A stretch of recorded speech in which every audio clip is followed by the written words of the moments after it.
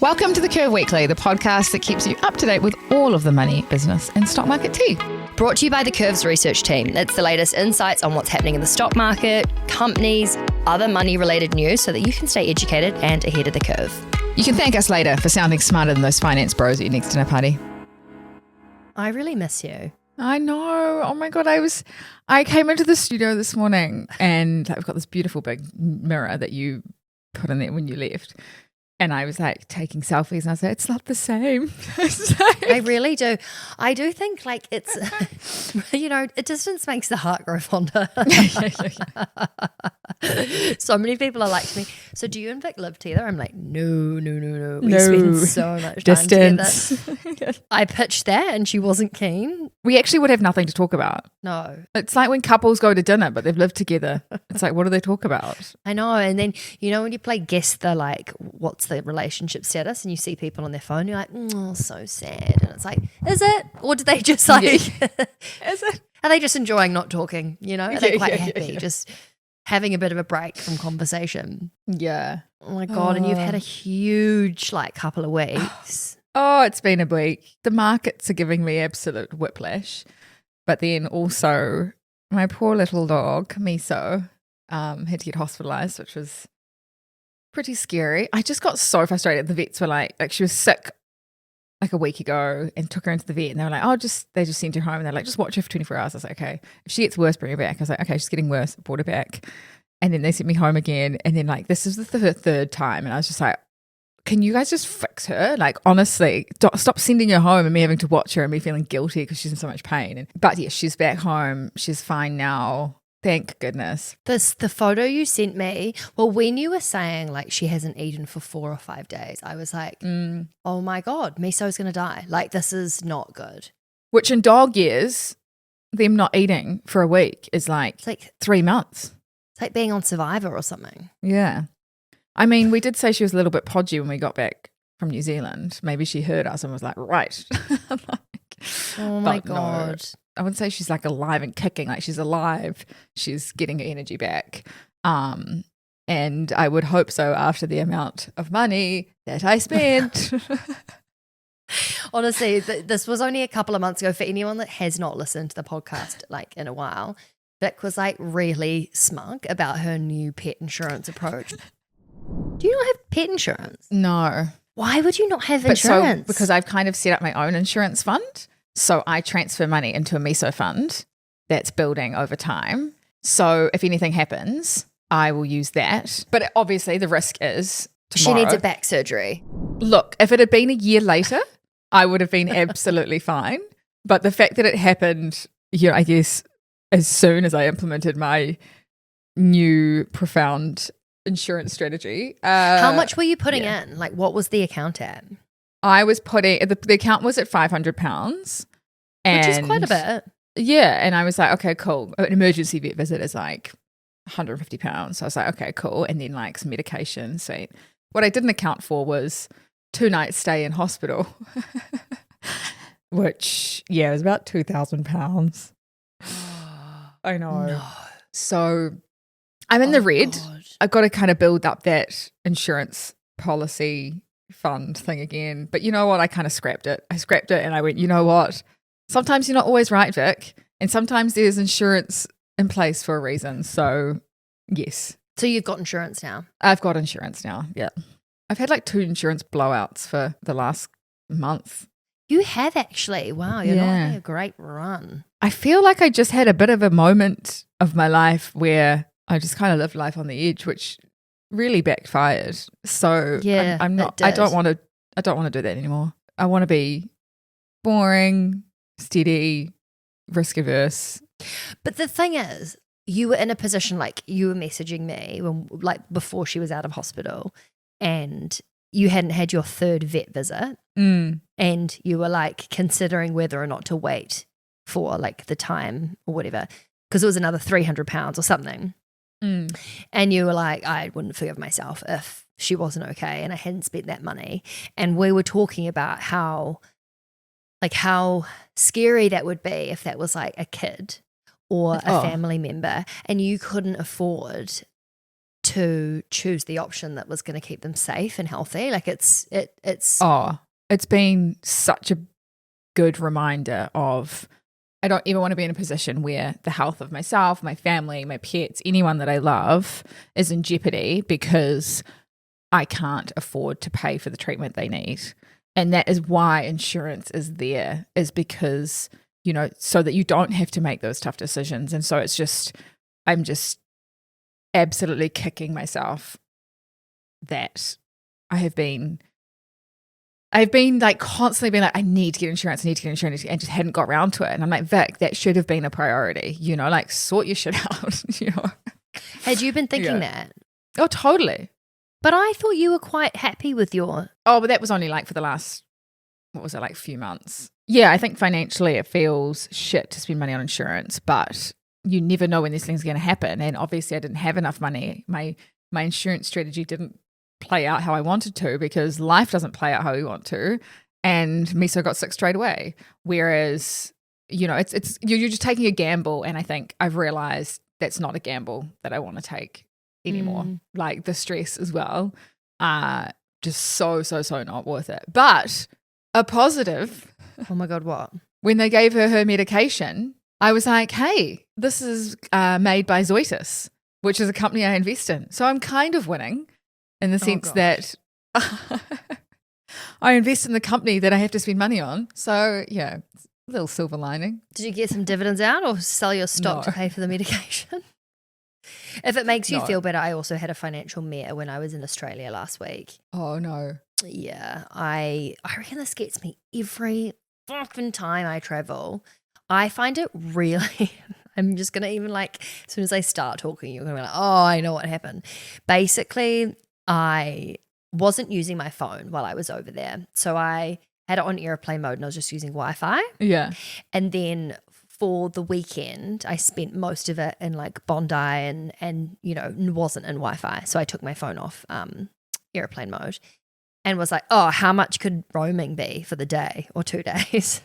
Well, I just assumed I'd get like a day charge, like $8 a day or something.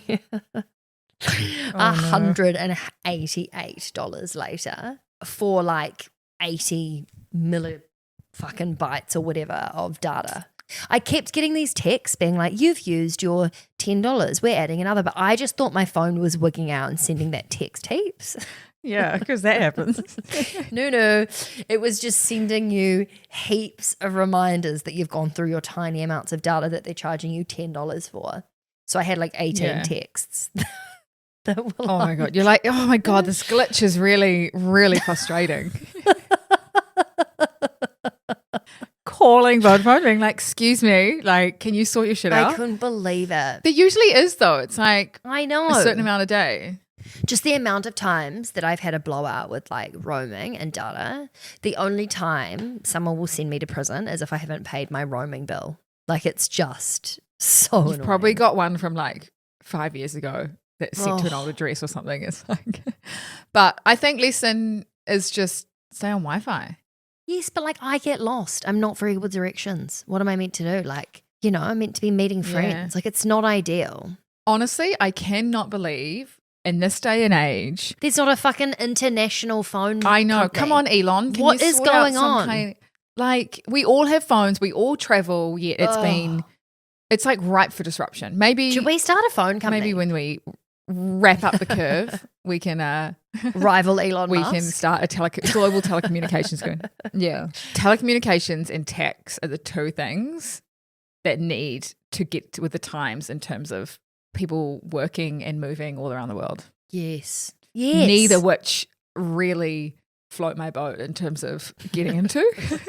That's probably why they're the two left behind. Float my boat is like something we've got to bring back. That's such a good saying. Honestly, I would rather just keep chit-chatting like this and not, because I honestly feel like as soon as this podcast comes out, it will probably be all incorrect. And because we would have done a complete U-turn and the markets will be moving the other direction, or Trump would have come out and said something else. Honestly, I did this entire prep sheet and I was like, oh, this is going to be a good one. woke up the next morning and it's like, oh, tariffs are reversed. Markets are up really strongly. Everything's kind of back to normal. And I was like, oh, I just wanted to punch him in the face. Yeah, I was just like, thanks, Trump. I mean, there's people that have lost millions of dollars and all I did was a prep sheet, but, I think I was just like, honestly, it's been one of the wildest weeks we've had in history in the stock market. Really? Ever? But honestly, we haven't seen anything like this since 2008. So we are living history, girl. Oh my God, cool. We're making history. I mean, not you and me, but like Donald Trump is making history and we're living in it. So yes, the US stock market was up nearly 10% last week, and it did about 9% in one day, which is crazy. And we haven't seen that since 2008. So yeah, I feel like I'm getting whiplash. Honestly, it was like, this is exactly why we say try and kind of ignore what's going on, invest for the long term, invest consistently, regularly, all of that. It sounds boring, but like, honestly, who would have picked that he was going to come out on, was it Thursday morning, and be like, oh, just kidding, I'm going to pause tariffs. Do you think this is going to make people way more skeptical to invest in the stock market? Because what Trump's kind of doing is like gamifying it, in the sense that like if markets can go up and down that quickly, everyone's just going to think, well, the stock market is bullshit, or the stock market is, do you know what I mean? Like I think when it comes to the stock market, we've spent so much time trying to educate people that, if you invest consistently and for the long haul and blah, blah, blah, it goes up to the right. But this is kind of unprecedented times, and like what's happening with the ups and downs inside, like it's kind of not doing anyone justice, in the sense that like everyone's probably just a bit, why would I bother? The stock market's so all over the show. I haven't heard that word unprecedented since like the pandemic, but I guess we are. As soon as I said it, I thought, what an idiot. I shouldn't have used that one. No, you're right.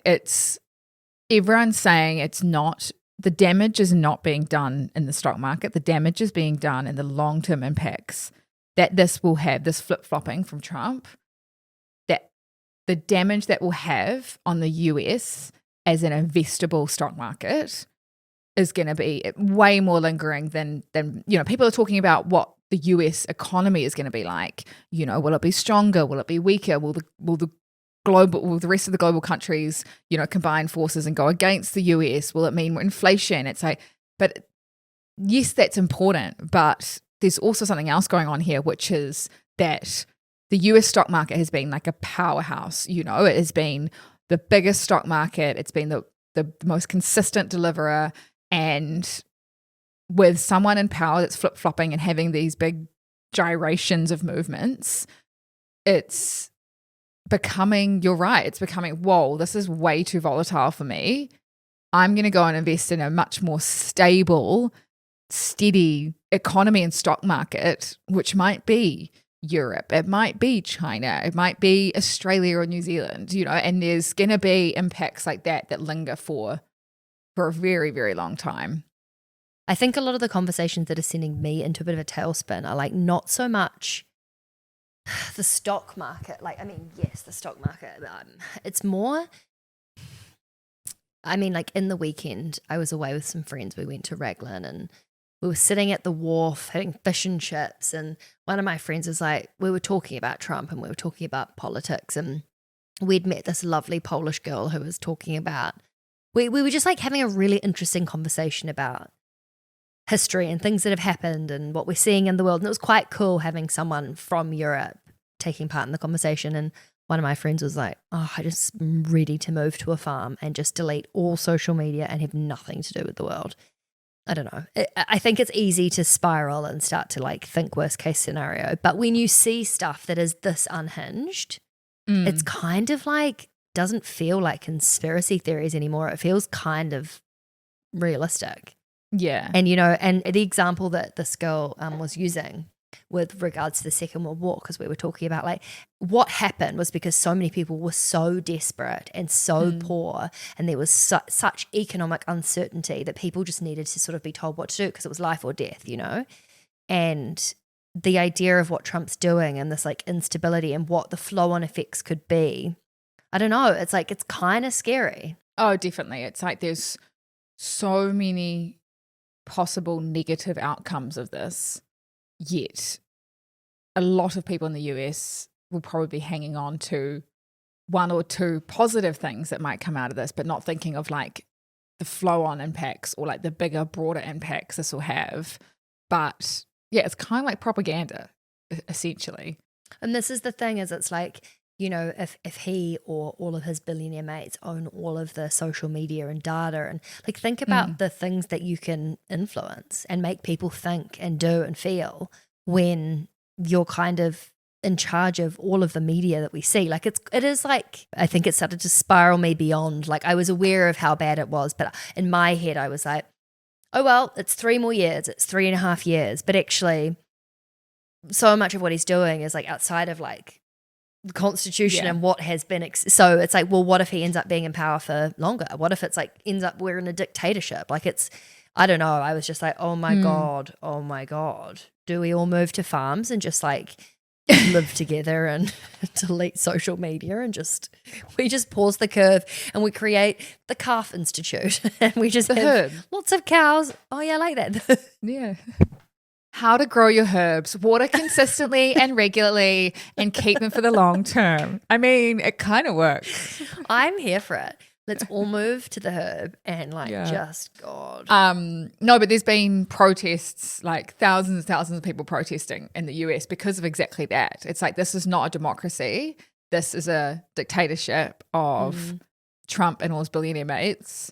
But actually one thing that he is now being, I guess, accused of is insider trading. So because of this big kind of whiplash that we saw in the market where it was like down massively, then up massively because he paused these tariffs for 90 days, there is now questions around he would have known that information, and that because that information moved markets so substantially, people are asking questions now. Hang on, did you collapse the stock market, buy shares and then increase it because you were privy to this information? So if he did anything in the slightest in terms of that, or any of his close family or anyone, if he sent a text message or anything to someone saying, hey, look, buy stock because I'm going to reverse the tariffs tomorrow, that is completely and utterly illegal. But he's already a criminal. He's already been convicted of things, and so maybe he just feels untouchable. Like, what if he actually did do that and then he just never gets any kind of repercussions? Yeah, well, I mean, he's also got power of pretty much the whole US government. And so, you know, any Democrat kind of standing up to him, trying to fight this, he'll shoot it down. But it just goes to show, it's like you can't get, like, this is just such a dictatorship if you can behave illegally and get away with it. Like, it's absolutely barbaric. But I don't think it's to throw your towel in and be like, oh my gosh, the world is full doom and gloom and I just want to go live on a farm. Not the farm, the herb. Oh, the herb, sorry, yeah. I think it's a time to go, okay, this is a really great opportunity to make sure I'm diversified and to try and look for other opportunities. I think Europe and China are already having conversations with each other about, okay, how can we work together? Shit, yeah. They haven't had conversations in years. Like, I've had friends here in London that jumped on trains to Paris because Chinese manufacturers were there to try and do business, and they're just diverted. So honestly, it's already happening. We're already seeing it unfold. That's amazing.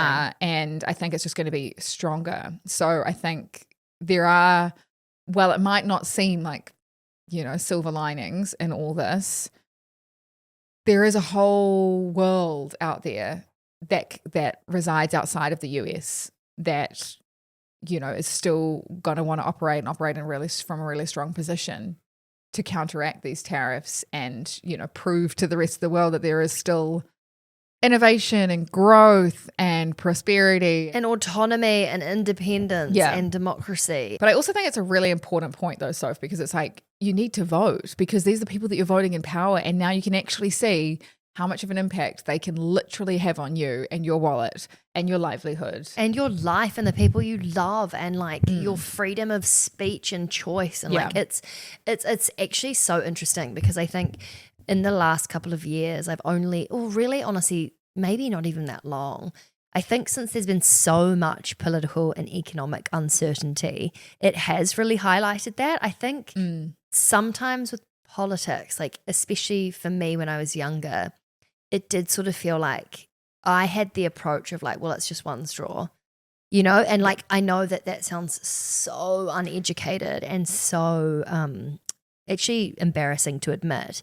But when you see this much unfolding globally and that this comes down to politics, it just like shows the importance of being educated and making decisions that are, like being aware of like how much weight that has. It's fucking scary. I can't even imagine what it would be like to be in the States right now, especially if you were left wing or liberal. You'd feel pretty disheartened and unsafe. Yeah. And I guess the flow on effect of like we've kind of spoken a bit about inflation, but you know, we're already seeing countries getting a bit more aggressive on interest rate cuts because, you know, global growth isn't going to be what it was because of all this uncertainty and, you know, companies trying to have to move production and manufacturing and increase costs. And so, you know, one thing we do know is that global growth is not going to be what it was.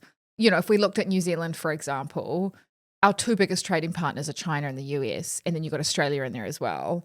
And those two, you know, the US and China are having this whole tit for tat.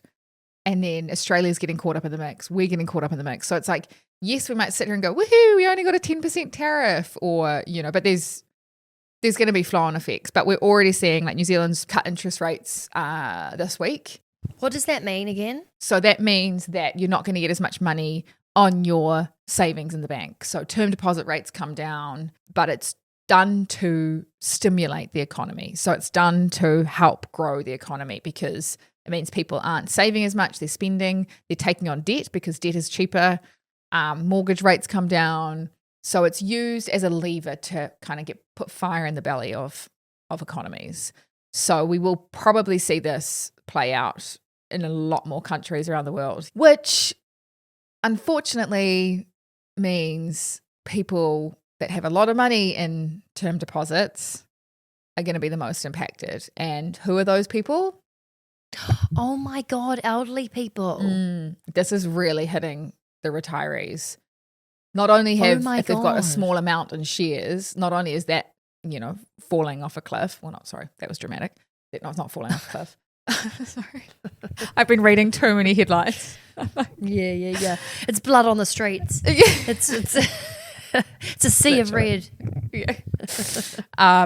Not only is the stock market falling, but if we're now seeing low interest rates, the rest of their portfolios or investments and money that they have in term deposits is not going to be growing as much. So, you know, we can sit here and be like, that sucks, but you know, we've got 5 years, we've got 10 years, we've got 20 years. Oh my God, that's so true. They probably don't, and they're trying to live off this money. So can we blame Trump for that though, or is that the government that's making those decisions? Because interest rates coming down is something that happens all the time, isn't it? So this isn't drastically different to what it is when interest rates are down at other times, is it? Yes, but it's a byproduct of all of this situation that's going on.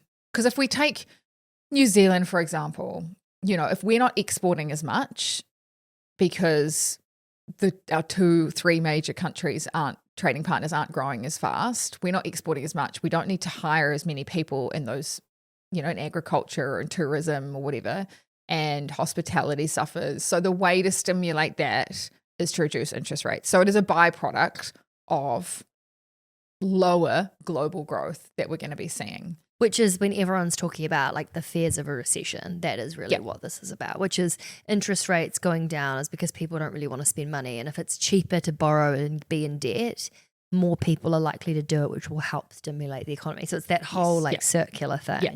What do you think? Is there like actually genuine fear of a global recession? Like, is that what economists are thinking?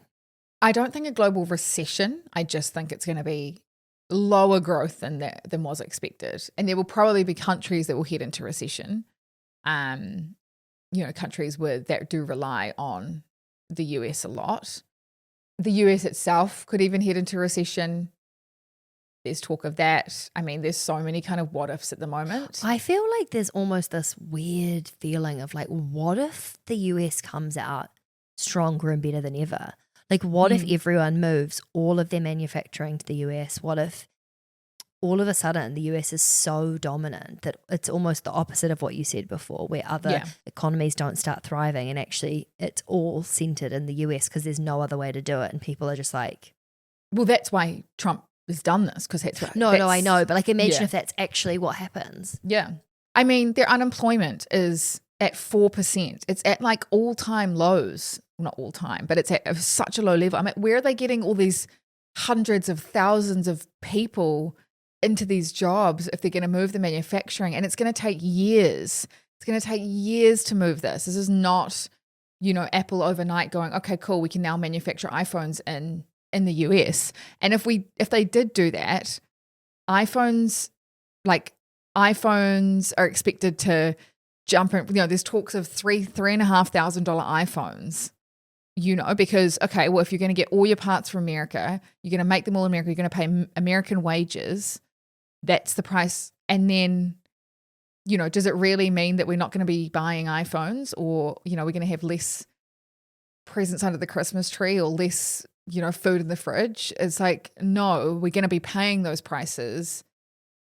But in order to do that, the wages have to go up. It's like a whole cycle. So it's just inflation is like screaming inflation right now in terms of if the price of everything is going up, which we know we've been there very recently. We were at 40-year highs of inflation, and look at all the countries that were suffering, and that's why we had to decrease interest rates. So I don't see how the US can absorb all of this if that's its plan and not have incredible reverberations in terms of high inflation and all of that, which is going to negatively impact the economy. So it's so catch-22, because you can't have one thing without the other. And so maybe it means tax cuts. Isn't the problem though, Vic, that like if inflation continues or gets more out of control, but we've already lowered our interest rates to try and combat the fact that no one's already spending,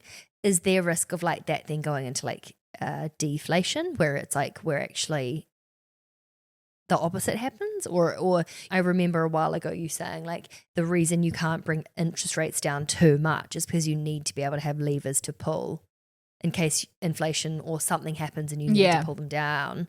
Like if they're already quite low, is there danger of it being the opposite of inflation, or is that not really a thing? Well, it's such a balancing act, right? It's like you can't move them too far either way, because it does impact inflation.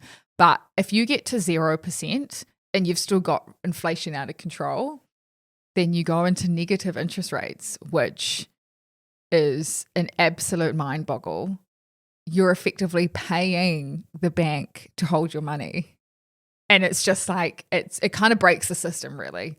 Like Japan had negative interest rates, but yeah, that's a whole can of worms, which we don't want to go into. And that's why you've got to be, I mean, there's other levers you can pull. You can do tax cuts, but then that means that you've got less, like the government's got less income to spend on things like hospitals and schools. And, so it's just like, don't F with the system, like just like as soon as you start kind of prodding it massively, shit just kind of gets out of control.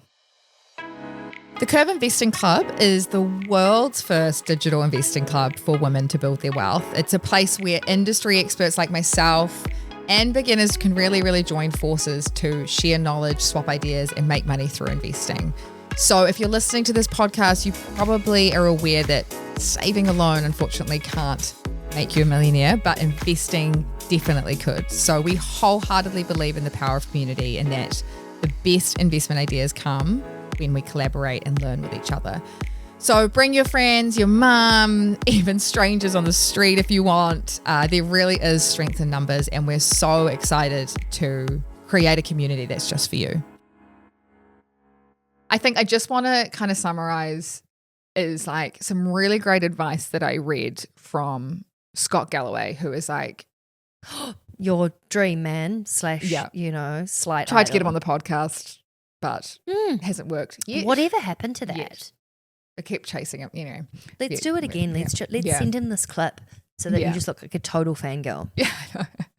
But he said never make decisions during emotional trauma. And it's so true, whether you're getting divorced, whether someone's died, whether, just do not make, and right now, I'm not putting right now into those buckets, but like it's similar. It's like, don't make decisions when you're emotional, because yes, you might be like, damn it, I didn't sell, back in February. I was going to sell some stocks and I didn't. And, say you sold them earlier this week, and then the next day Trump comes out and markets have absolutely skyrocketed. Like, the emotional distress of that and the mental health impacts of you selling at the wrong time is far greater than, you're not selling back in February. So it's like, just don't try not to get caught up. I know we're educating and I know we're giving you information about what's going on, but, don't feel like you have to react to any of this because it is emotional and it is stressful, and we are sitting here going, oh my gosh, what's the world going to look like? How is this going to impact, our country, our jobs, our businesses? But, I think just having a plan and sticking to it, it's times like these where we're like, okay, that is why you realize that's why you have a plan. It's the same when it comes to, having life insurance, so that if you or someone that you love passes away, you've got a plan, you've got stuff in place. Having a prenup, so if you go through a divorce, you don't have to make those rash decisions in an emotional state. It's like having pet insurance, so that when your pet is sick. It's like going out. It's like deciding what you want to do when you're sober, not when you're drunk. Yeah. It's like, are you in the mood for a bender? Yes or no? Don't make that decision when you've had 4 margaritas. Do you know what I mean? It's like, make that decision when you're sober and in a right mind. Yes. You have to remember the plan and stick to it. Put a fucking background on your phone. Maybe it needs to be like, do not panic, sell my shares. Or like, remember I had a friend message me saying, lol, I've lost $47,000 in the last week. And I was like, remember, you haven't lost that. And she was like, I've just got to laugh at this point. That's the problem though, is like, she's laughing about it, so it's fine. But as soon as if you were to spiral and then make a decision, that could be like catastrophic. Oh, and you're so right. You're so right. She hasn't lost that. Do you know what I mean? Like, it's so easy to be like, oh my gosh, I've just lost 30% or $47,000. But no, you haven't. Unless you actually react, that's when you have lost it. Yeah. Yes. Don't make the decision. Yeah. Don't make the decision if you're not in a good frame of mind. Yeah. Oh my God, there's so many good memes going around at the moment about the stock market. I love it. It's like what? There's this like DJ, and he's like, when your portfolio goes from -70 to -30, and he's like, woo, woo, woo.